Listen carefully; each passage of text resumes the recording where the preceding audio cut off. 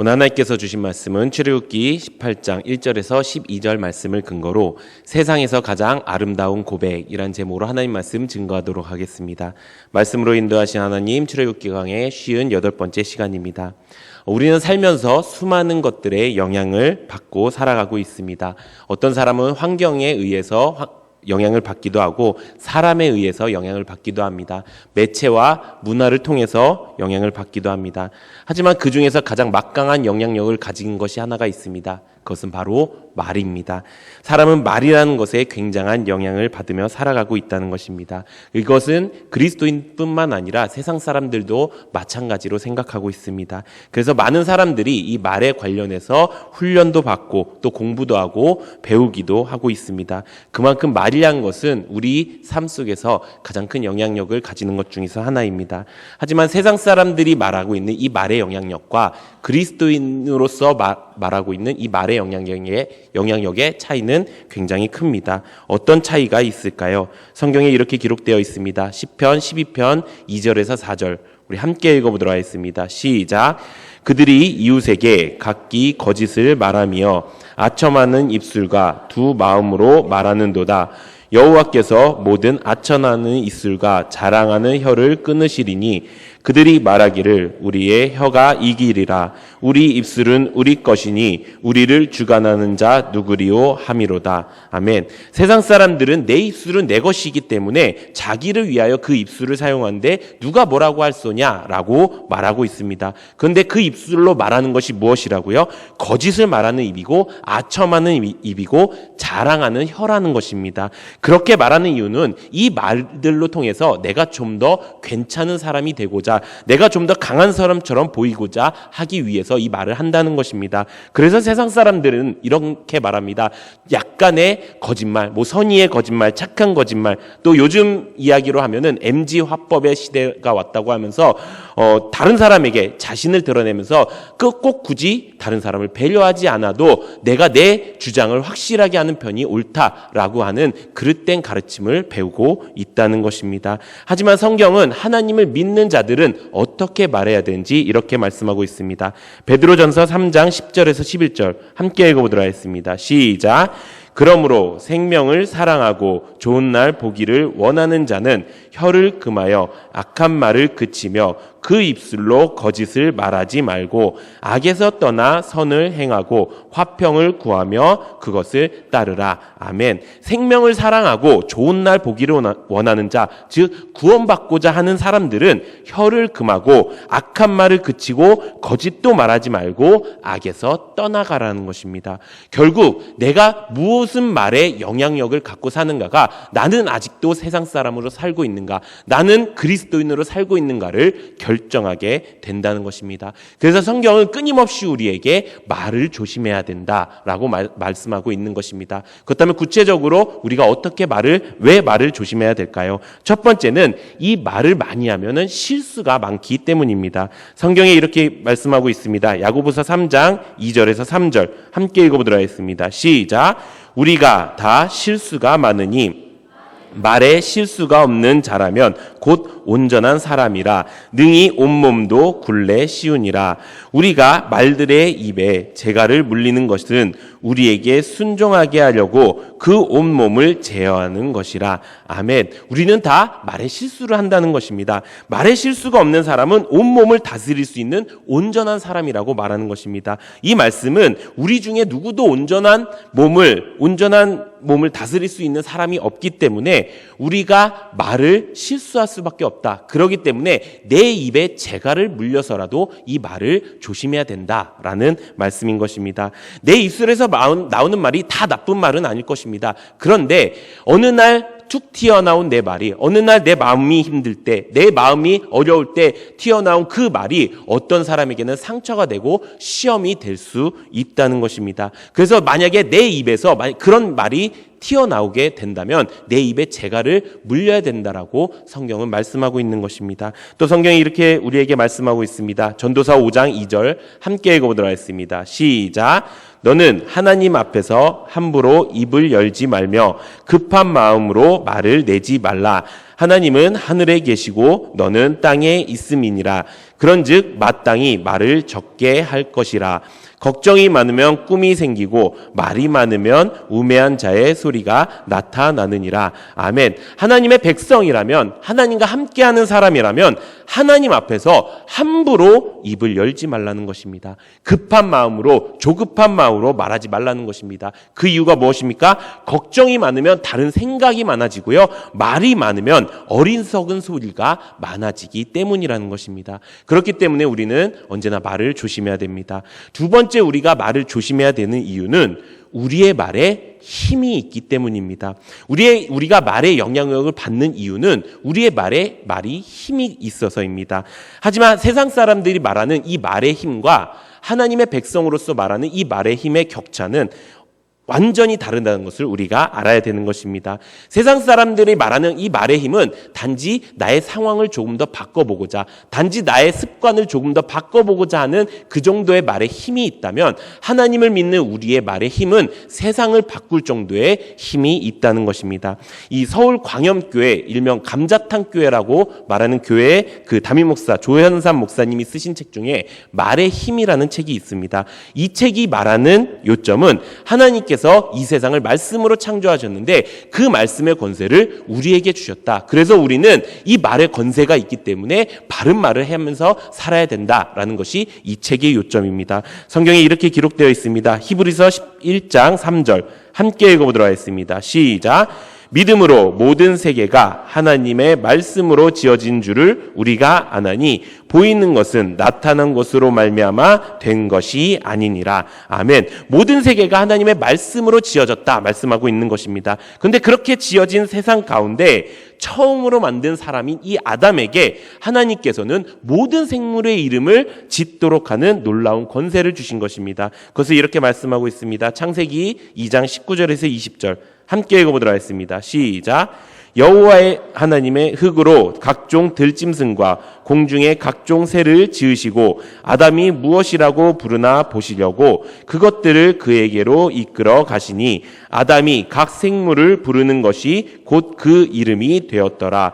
아담이 모든 가축과 공중의 새와 들의 모든 짐승에게 이름을 주니라. 아멘. 아담이 이름을 지어서 부르는 그 이름이 그대로 된 것처럼 우리가 말하는 이 말 속에는 창조의 능력이 있다는 것입니다. 흔히도 우리가 말에 권세가 있다고 이야기하지요. 이것이 하나님께서 우리에게 주신 권세라는 것입니다. 그래서 우리는 말을 조심해야 되는 것입니다. 왜? 능력에는 책임이 따르기 때문인 것입니다. 그렇다면 이 책임은 무엇일까요? 그것은 우리가 말하는 대로 이루어지는 것입니다. 성경이 그것을 이렇게 말씀합니다. 민수기 14장 28절 함께 읽어보도록 하겠습니다. 시작.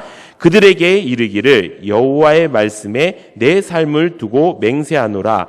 너희 말이 내 귀에 들린 대로 내가 너희에게 행하리니. 아멘. 너희 말이 하나님의 들린 대로 행하겠다라고 말씀하고 계시는 것입니다. 우리의 말이 말씀대로 된다는 것은 우리가 좋은 말을 하면 좋은 말이 이루어지는 것이고요, 우리가 나쁜 말을 하면 나쁜 말이 이루어진다는 것입니다. 사실 지금 이 말씀도 좋은 쪽의 말씀이 아닙니다. 이스라엘 백성들이 원망 불평하는 그 모습을 보시고 하나님께서 너희가 그렇게 원망 불평하니 그대로 내가 해주겠다라고 경고하시는 것입니다.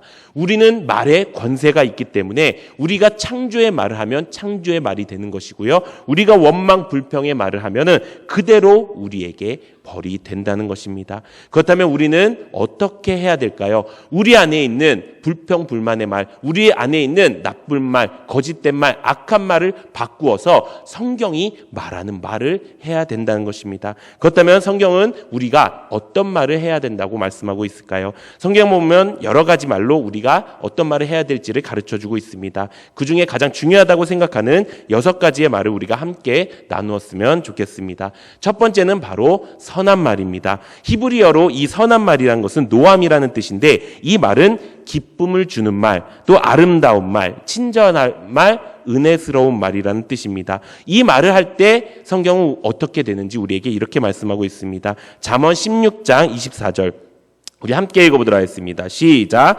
선한 말은 꿀송이 같아서 마음에 달고 뼈에 양약이 되느니라. 아멘. 선한 말을 하면 우리 마음에 달고 뼈에 양약이 된다고 하는 것입니다.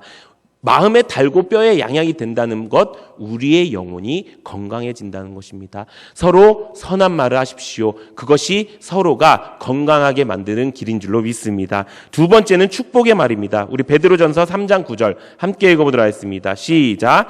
악을 악으로 욕을 욕으로 갚지 말고 도리어 복을 빌라. 이를 위하여 너희가 부르심을 받았으니 이는 복을 이어받게 하려 하심이라. 아멘. 내가 어떤 악한 말을 들어도 그것을 악한 말로 받아치는 것이 아니라 악한 말을 들어도 복을 말하면 복이 이어질 수 있다라고 이야기하는 것입니다. 악한 말을 들었을 때 내가 똑같이 악한 말을 하면은 그 복이 끊어지게 되는 것이지만 복을 말한다면은 그 복이 내게서 끊어지지 않는다는 말씀인 것입니다. 세 번째는 칭찬의 말입니다. 우리 잠언 27장 21절 함께 읽어보도록 하겠습니다. 시작. 도가니로 은을, 풀무로 금을, 칭찬으로 사람을 단련하느니라. 아멘. 칭찬은 사람을 단련하게 해서 흔들리지 않는 불순물이 없는 은과 금과 같은 사람으로 만들어 준다는 것입니다. 네 번째는 사랑의 말입니다. 우리 골로새서 3장 14절 함께 읽어보도록 하겠습니다. 시작. 이 모든 것 위에 사랑을 더하라. 이는 온전하게 매는 띠니라. 아멘. 사랑의 말은 모든 것을 온전하게 만드는 힘이 있습니다. 다섯 번째는 교훈과 책망의 말입니다. 우리 잠언 9장 9절 함께 읽어보도록 하겠습니다. 시작. 지혜 있는 자에게 교훈을 더하라. 그가 더욱 지혜로워질 것이요 의로운 사람을 가르치라. 그의 학식이 더하리라. 아멘. 지혜 있는 자에게 교훈을 더하면 더욱 지혜로워질 수가 있는 것입니다. 마지막 여섯 번째는 정직한 말입니다. 잠언 11장 11절 함께 읽어보도록 하겠습니다. 시작. 성읍은 정직한 자의 축복으로 인하여 진흥하고 악한 자의 입으로 말미암아 무너지느니라. 정직한 자의 말로써 우리는 흥할 수가 있게 된다는 것입니다. 이것이 성경이 말하는 우리가 해야 된 말인 것입니다. 만약 우리 마음속에 이런 말이 아닌 원망과 불평의 말들이 아직도 있다면, 내 입술에서 거짓의 말, 악한 말들이 아직도 있다면 오늘 말씀을 통해서 우리 안에 있는 말을 다 바꾸어서 이런 하나님이 원하시는 말씀대로 말하는 우리 모두가 되기를 예수님의 이름으로 축원합니다. 그렇다면 우리가 할 수 있는 이런 말들 중에서 그리스도인이 할 수 있는 가장 아름다운 말은 무엇일까요? 사실 이 질문이 오늘 본문의 핵심입니다. 우리가 할 수 있는 가장 좋은 말, 그리스도인으로서 하나님을 믿는 사람으로서 가장 해야 되는 말, 또 좋은 말이 무엇이 있을까요? 그것은 바로 신앙 고백입니다. 우리가 하는 수많은 말들 중에서 우리 입에서 나오는 가장 아름다운 말은 하나님께서 나에게 주신 그 신앙을 고백하는 일이라는 것입니다. 우리 디모데전서 6장 12절 세 번역으로 함께 읽어보도록 하겠습니다. 시작. 믿음의 선한 싸움을 싸우십시오. 영생을 얻으십시오. 하나님께서는 영생을 얻게 하시려고 그대를 부르셨고 또 그대는 많은 증인들 앞에서 훌륭하게 신앙을 고백하였습니다. 아멘. 하나님께서 우리를 부르시는 이유가 무엇입니까? 믿음의 선한 싸움을 해서 영생을 얻게 하시는 것입니다. 그것을 위해서 우리에게 가장 중요한 그것은 많은 증인들 앞에서 내가 나의 신앙을 훌륭하게 고백하는 것입니다. 이 고백이라는 말은 누군가에게 나의 마음에 있는 말을 솔직하게 하는 것입니다. 그렇다면 우리는 이 신앙 고백은 누구를 향한 고백이 되어야 되고 무엇을 고백하는 것일까요?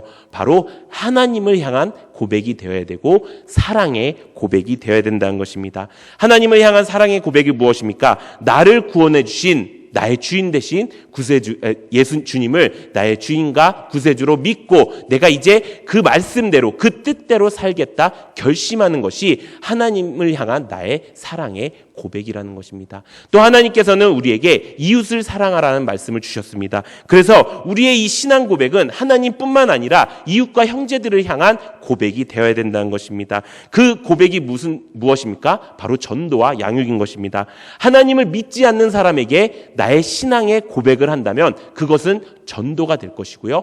하나님을 믿는 나의 형제들에게 나의 사랑의 고백을 한다면 그것은 서로를 성숙시킬 수 있는 양육이 될 수 있다는 것입니다. 사랑하는 성도 여러분, 우리가 할 수 있는 가장 아름다운 고백인 이 신앙 고백을 하는 우리 모두가 되기를 예수님의 이름으로 축원합니다. 그렇다면 우리는 어떻게 신앙 고백을 해야 할까요? 그것이 오늘 본문 말씀의 전체적인 내용입니다. 오늘 본문 말씀은 이스라엘 백성들이 광야 여정을 지나는 동안 이 이스라엘 진영에 모세의 장인인 이드로와 그 아내와 아들들이 제외하는 장면입니다. 이 과정 가운데서 모세는 그 이드로에게 자신이 가지고 있는 신앙 고백을 합니다. 그리고 그 신앙 고백을 통해서 이드로는 하나님을 찬양하게 되는 놀라운 일들이 생긴 것입니다. 성경에 이렇게 기록되어 있습니다.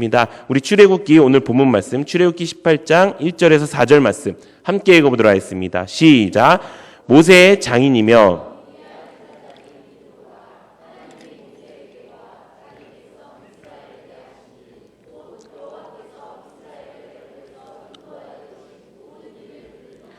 모세의 장인 이드로가 모세가 돌려보냈던 그의 아내 십보라와 그의 두 아들을 데리고 왔으니 그 하나의 이름은 게르솜이라. 이는 모세가 이르기를 내가 이방에서 나그네가 되었다 함이요 하나의 이름은 엘리에셀이라. 이는 내 아버지의 하나님이 나를 도우사 바로의 칼에서 구원하셨다 함이더라. 아멘. 모세가 자기 장인 이드로에게 자신과 자신 백성 이스라엘에게 하신 모든 일들을 이야기하는 장면입니다. 그러면서 자신의 아들들의 이름 속에 모세의 가장 멋진 신앙 고백이 있음을 밝히고 있습니다. 이 모세의 두 아들의 이름이 나오지요. 모세의 아들, 첫 번째 아들 게르솜의 이름의 뜻은 나그네라는 뜻입니다. 모세는 이 아들을 미디안 광야에서 낳았습니다. 그때 모세의 고백은 내가 타지에서 나그네가 되었다라는 고백입니다. 어찌 보면 이것만 보면 조금 슬픈 고백이었을 것입니다. 그런데 이 둘째 아들이 생겼습니다. 이 둘째 아들은 모세가 출애굽을 한 뒤에 생긴 아들입니다. 그 아들의 이름은 엘리에셀이고요. 이 엘리에셀의 뜻은 하나님이 나를 도우시고 구원해 주셨다, 함께 해 주셨다라는 뜻입니다. 결국 내가 세상 가운데서 나그네가 되었었지만 하나님께서 나를 찾아오셨고 나와 함께 해 주시고 나를 구원해 주셨다라는 그 은혜의 고백을 자신의 아들들의 이름으로 표현한 것입니다. 이름을 이렇게 지었다라는 것은 어떤 의미가 될까요? 그것은 이 이름이라는 것은 무엇입니까? 날마다 부르는 게 이름입니다. 또 이름이라는 것은 무엇입니까? 이 사람이 평생 가지고 갈 의미가 되는 것입니다. 가치관이 되는 것입니다. 그래서 이름으로 이것을 고백했다라는 것은 이 모세의 이 고백이 하나님이 나를 세상에서 나그네가 되게 하셨지만 하나님이 나를 도우셨고 나를 끝까지 인도해 주신다, 나를 구원해 주신다라는 이 고백이 날마다의 고백이 되도록 만들었다라는 것입니다. 사랑하는 성도 여러분, 우리가 해야 되는 신앙 고백이 무엇입니까? 날마다 해야 되는 신앙 고백인 줄로 믿습니다. 우리가 하나님이 나의 구세주가 되시고 나의 주인 되어 주셔서 내가 하나님의 뜻대로 살아가겠습니다라고 하는 그 사랑의 고백이 날마다의 고백이 되는 은혜가 있기를 바랍니다. 사실 이 고백은 우리가 언젠가는 했던 적이 있습니다. 어떤 사람들은 처음 하나님을 만났을 때, 또 어떤 사람들은 어려움과 아픔 가운데 하나님을 찾았을 때, 하나님이 내 옆에 계신다는 것을 느꼈을 때 이런 고백이 나왔을 것입니다. 그런데 중요한 것은 매일매일 이 고백이 되냐 이것입니다.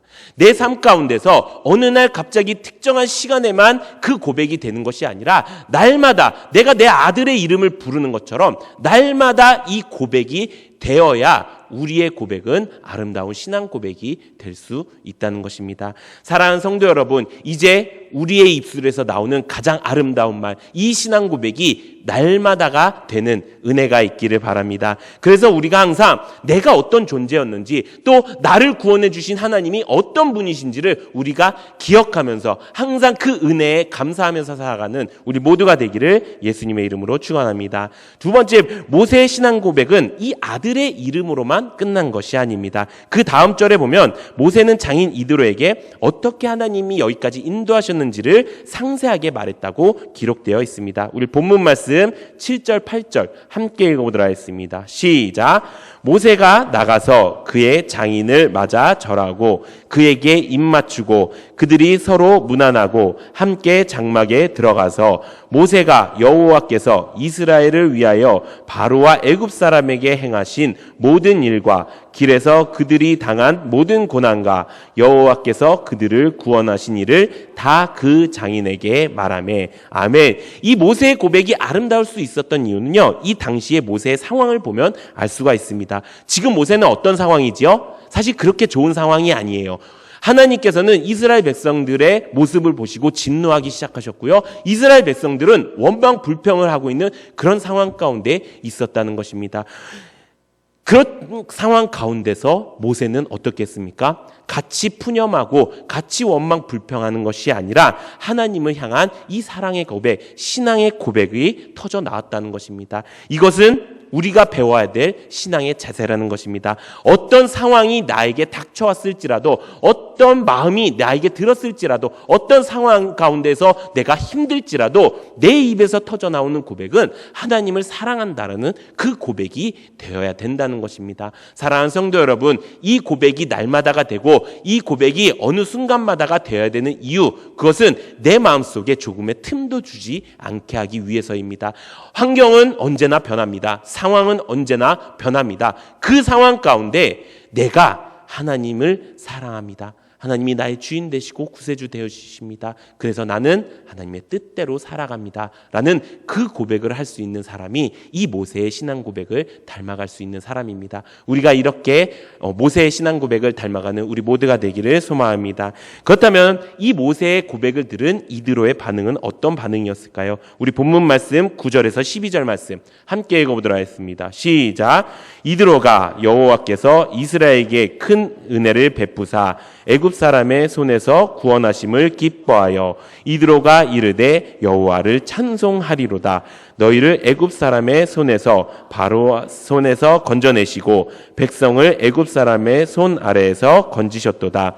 이제 내가 알았도다. 여호와는 모든 신보다 크심으로 교만하게 행하는 그들을 이기셨도다 하고 모세의 장인 이드로가 번제물과 희생제물들을 하나님께 가져오매 아론과 이스라엘의 모든 장로가 와서 모세와 장과 함께 하나님 앞에서 떡을 먹으니라. 아멘. 이 이드로는 이 신앙의 고백을 듣고 하나님을 찬양했다고 말씀하고 있습니다. 모세의 신앙 고백이 이드로를 찬양하는 사람이 되게 만들었고요. 하나님을 바르게 아는 사람으로 만들었다는 것입니다. 이사야 43장 21절에 보면 하나님께서 하나님의 백성을 창조하신 이유는 찬송하기 위해서 창조하셨다라는 것입니다. 그 말은 이 찬송이라는 것은 복음을 들은 자들 그리고 하나님을 알게 된 자들이 생기는 보편적인 현상이라는 것입니다. 이것이 우리의 신앙 고백으로 이루어져야 된다는 것입니다. 이것이 바로 전도인 것입니다. 사랑하는 성도 여러분, 모세는 자기의 신앙 고백을 통해서 이드로에게 하나님이 어떤 분인지를 가르쳐 주었고 하나님을 찬양하는 자로 만들어 주었다는 것입니다. 이것이 우리가 가져야 될 신앙 고백의 모습인 것입니다. 우리가 누군가에게 무슨 말을 꼭 해야 한다면 그것은 우리의 전도의 신앙 고백이 되어야 되는 줄로 믿습니다. 그렇게 우리가 신앙 고백을 통해서 그 사람으로 하여금 하나님이 어떤 분인지 알고 하나님을 찬양해야 되는 그 놀라운 역사가 우리 가운데 넘치기를 예수님의 이름으로 축원합니다. 그런데 이렇게 신앙 고백을 하기 위해서 가장 중요한 것이 있습니다. 그것이 무엇일까요? 그것은 바로 우리의 마음을 바꾸는 것입니다. 우리가 이번 주 주일 말씀을 통해서 마음이 다 한다는 것을 우리가 알게 되었습니다.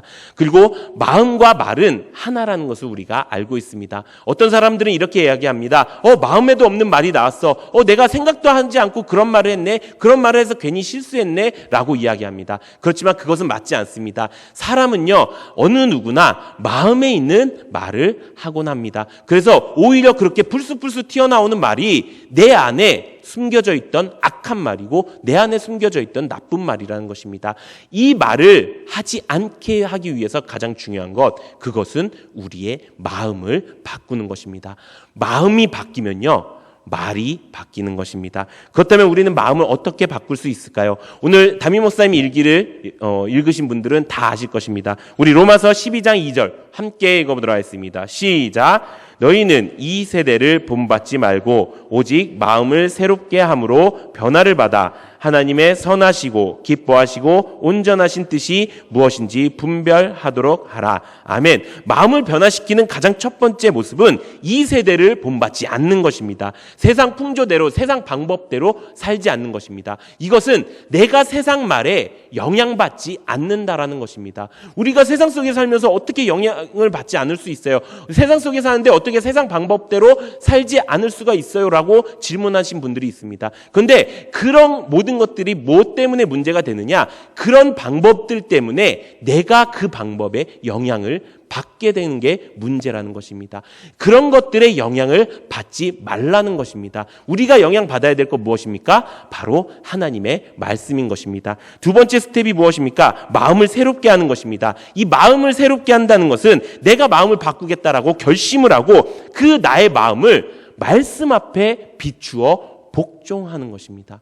내가 세상의 영향력을 받지 않겠습니다 라고 결단을 하고 나서 내가 해야 되는 일은 지금 내 마음이 말씀과 비추어 봤을 때 순종의 길에 있느냐 아니면 불순종의 길에 있느냐, 이것을 우리가 점검해야 된다는 것입니다. 이것이 우리의 마음을 새롭게 하는 것입니다. 그렇게 되면 어떻게 됩니까? 그것이 순종이 되면 하나님께서, 주님께서 우리의 마음을 변화시켜 주신 것입니다. 내가 변화되는 것이 아니고요, 주님이 우리를 직접 변화시켜 주시는 것입니다. 그때부터 우리는 완전히 다른 새로운 피조물의 삶을 살 수가 있다는 것입니다. 그러면 무엇이 생기지요?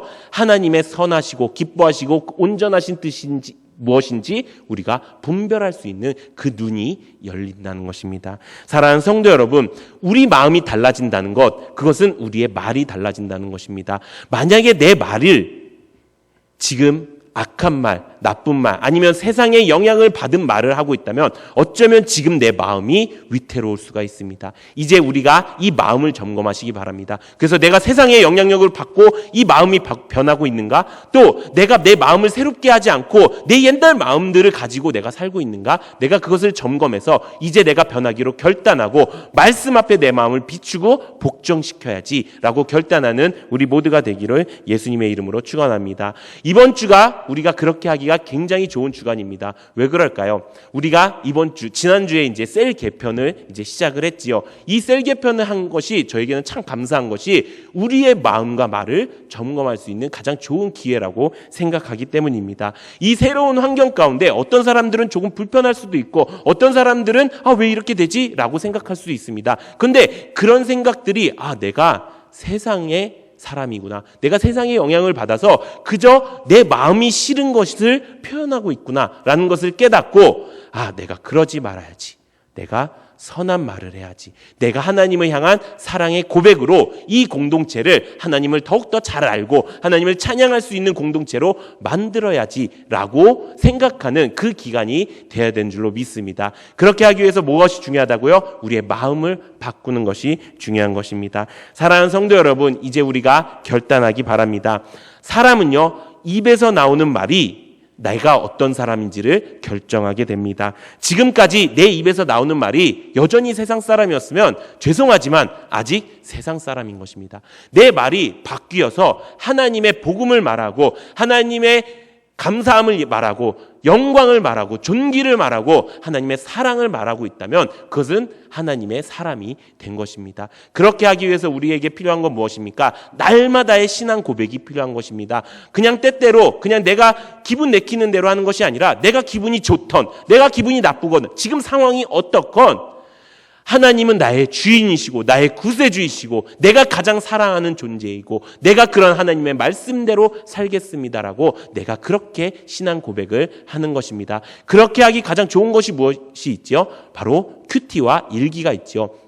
매일매일 우리가 하는 게 큐티와 일기지 않습니까? 그 안에 나의 사랑의 신앙 고백이 매일매일 넘쳐난다면 복사 붙여넣기 하지 말고 진짜로 매일매일 그렇게 고백한다면 내 마음에는 틈이 생기지 않을 수 있다는 것입니다. 사랑하는 성도 여러분, 우리가 이렇게 사랑 고백을 하는, 신앙 고백을 하는 은혜가 있기를 바랍니다. 그리고 거기에서 끝나는 것이 아니라 내가 만나는 모든 사람들에게 이 신앙, 진짜 내 마음속에 만난 그 예수님을 전할 수 있는 그런 신앙 고백을 하는 은혜가 있기를 바랍니다. 그것이 그 사람의 마음을 바꾸기 것이고요, 그것이 그 사람에게 하나님을 알리게 하는 일이 될 것이고 하나님을 찬양하게 하는 일이 될 것입니다. 사랑하는 성도 여러분, 지금 우리가 셀 개편하는 이유가 무엇입니까? 하나님께서 그릇을 만들기 위해서입니다. 그 그릇이 우리가 깨끗한 그릇이 될 수 있도록, 하나님이 쓰실 수 있는 그릇이 될 수 있도록 우리가 날마다 우리가 서로 선한 말을 하고 서로 신앙 고백을 통해서 우리가 그 길을 그 그릇에 한 명의 영혼도 놓치지 않고 부흥하고 차고 넘치는 그 은혜가 넘치는 우리 모든 성도님들 되시기를 예수님의 이름으로 축원합니다.